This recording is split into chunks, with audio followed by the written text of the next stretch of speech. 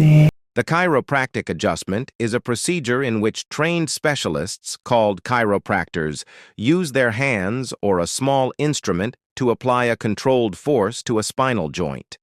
The goal of this procedure, also called spinal manipulation, is to improve spinal motion and the body's ability to move. Why it's done? Low back pain, neck pain, and headaches are the most common reasons why people seek chiropractic adjustments. Chiropractic adjustments are safe when they are done by someone trained and licensed to do chiropractic care.